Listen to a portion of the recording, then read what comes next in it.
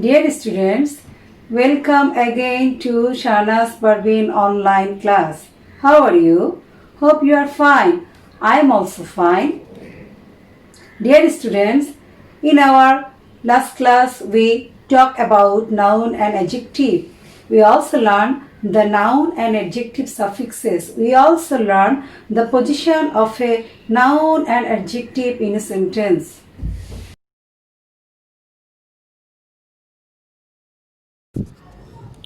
Dear students, today we are going to learn adverb suffixes with examples, the places of an adverb in a sentence, verb suffixes and prefixes with example, the places of a verb in a sentence.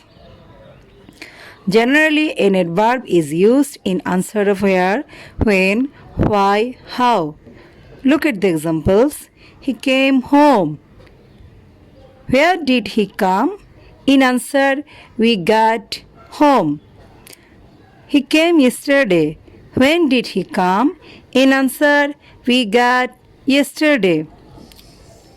He came to help me. Why did he come? In answer, we got to help me. He came slowly. How did he come? In answer, we got slowly.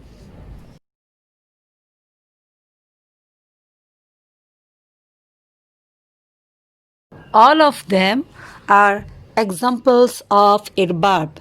Now look at some adverb suffixes. ly, wise, word. Now we are going to make words by using these adverb suffixes. ly, carefully, loudly.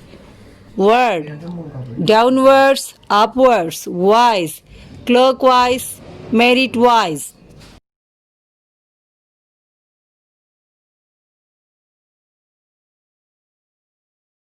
The girl sings sweetly.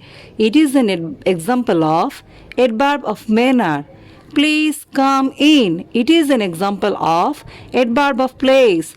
I went there yesterday. It is an example of adverb of time. Generally, these three kinds of adverb is mentionable. I also want to mention if there is more adverb than one in a sentence, you should maintain the sequence in that way. MPT. That means at first you should write the adverb of manner, then adverb of place, then adverb of time. Look at the example, then the sequence will be clear to you. She sang sweetly on the television last night. Look at the sentences. Here, sweetly is an example of adverb of manner. On the television, it is an example of adverb of place. Last night, it is an example of adverb of time.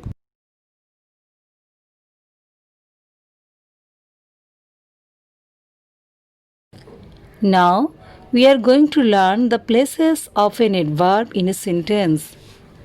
At the beginning of a sentence, look at the example. Really, it is a good news. After an intransitive verb, look at the example. He works diligently. After the object of a transitive verb, look at the examples. He speaks English well. Between a subject and a verb, look at the example. He always speaks the truth.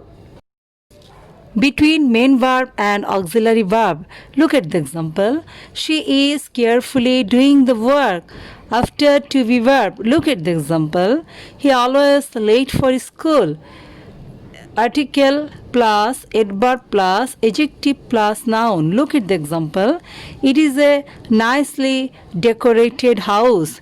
Before an adjective, adverb, phrase and clause, we use adverb. Look at the example. He is totally responsible for this.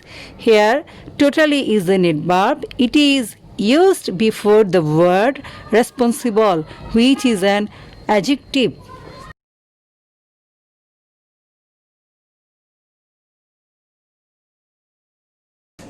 Dear students, now we are going to learn verb suffixes and prefixes.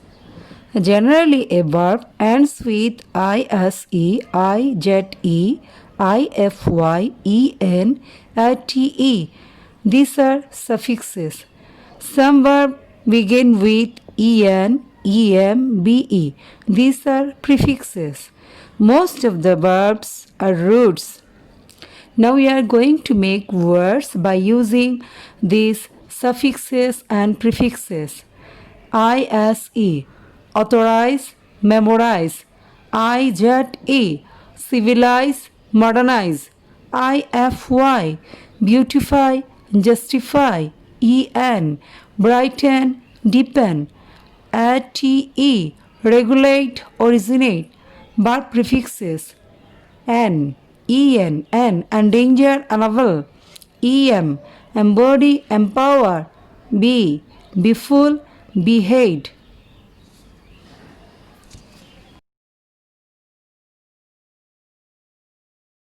Now we are going to learn the places of a verb in a sentence. Dear student, listen this part very carefully. This part is not only useful for your suffix and prefix, it's also useful for your right form of verbs. So listen carefully. Transitive verb between subject and object. We can use a transitive verb between a subject and a object. Look at the example. He finished the work. After am, is, are, was, were, shall be, will be, have been, has been, had been, shall have been, will have been, the verb will be with ing. In case of active voice, look at the example. He is playing football. Again, in case of passive voice, we should use be3. That means the third form of verb. Look at the example. The letter was written by him. After modal auxiliary, can, could, may, might, shall, will, should, would, must, need, dare. We use the be1, that means the first form of verb in case of active voice. Look at the example. He may help you. We use be3, that means the third form of verb in passive voice. Look at the example. You may be helped by him. At the beginning of an imperative sentence, listen to your teacher attentively.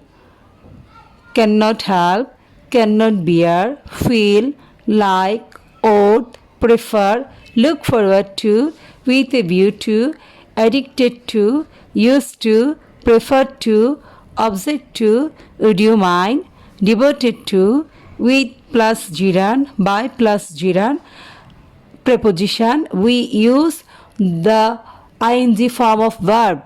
Look at the example. I can't bear suffering. Look at another example. I went there with a view to seeing her.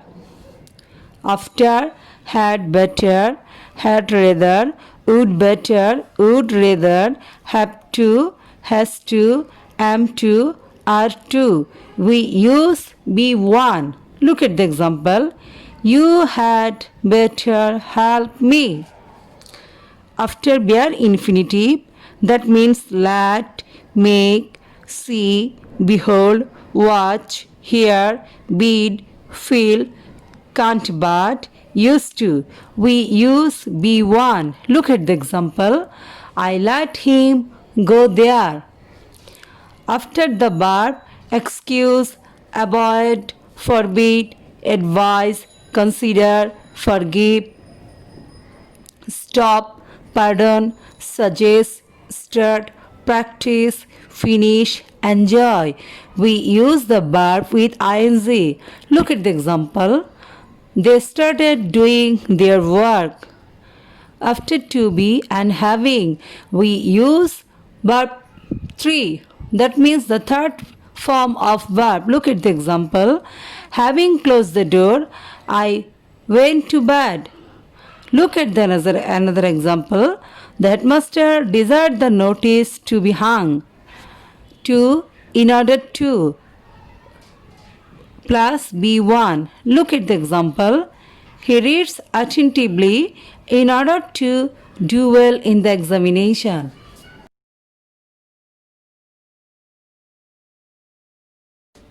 Dear students, now it's time of application, and let me see what you have learned from my classes.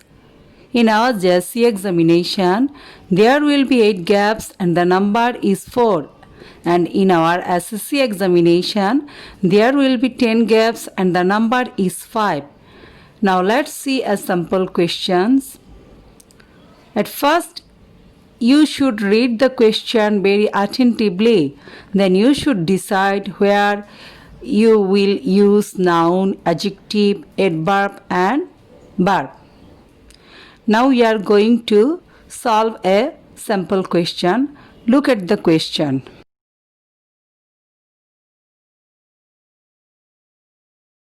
Here the root word is sure. We learned that after modal auxiliary, we should use a verb. Here can is a modal verb, so we should turn the word in a verb by adding a prefix and we make the word ensure. Now our answer is ensure. Look at the number B and C. Both of them are adjective. If there is already an adjective in gaps, what you should do? You should use the opposite adjective. So your answer is inattentive and irregular. Now look at the number D, and both of them are noun. We should make them opposite word by adding prefixes ir and un. Now our answer is irregularity and unsatisfactory. Now look at the number F. We have learned that after preposition we should use a noun. So our answer is performance, and performance is a noun because we find the suffix a and c there. From the first class we have learned that we should use an adjective after to be verb. There is a to be verb are before the word neglect. So our answer should be an adjective, and it is neglectful. Look at the number 8. There is an adjective willful before the word negligent. As we have learned that we should use a noun after an adjective. So our answer is negligence. Here we add the suffix ence.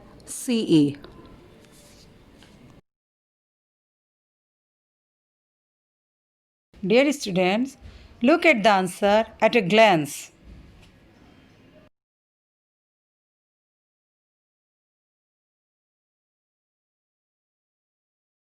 Dear students, now I hope you will be able to use suffixes and prefixes properly at your gaps. I also hope that you will be able to achieve 4 out of 4 and 5 out of 5 in your examination. Dear students, that's all for today.